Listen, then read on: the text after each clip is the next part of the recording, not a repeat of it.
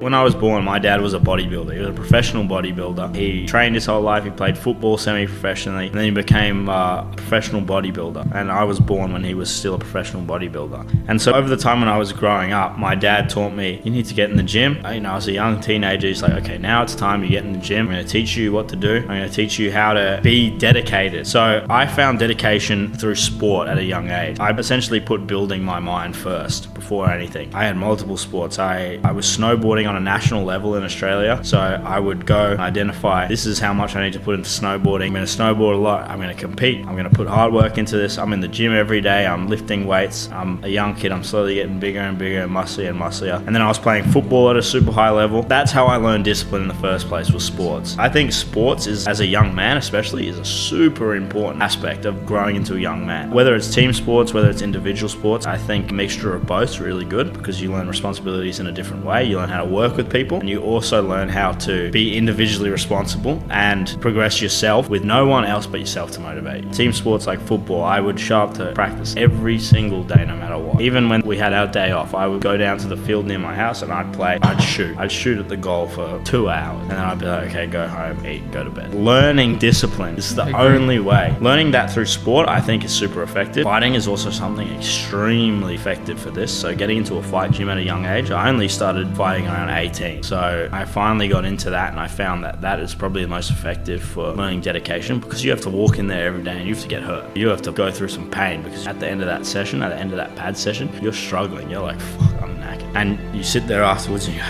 and you go home, you go to sleep, and you wake up next morning, you're fine. You're a young man. You're like, okay, do it all again. And that's how you learn discipline, by going every single day, no matter what. So I think sport as a young man, learn that discipline. My dad was a bodybuilder, which made no money back then, and he was like a carpenter on the side. He applied the mindset he learned through bodybuilding and sport to business. And I watched him do it in real time as a young teenager. It's the same mindset. You just transfer skills. And if you can transfer dedication you've learned from sport into money, into relationships, it's the same thing.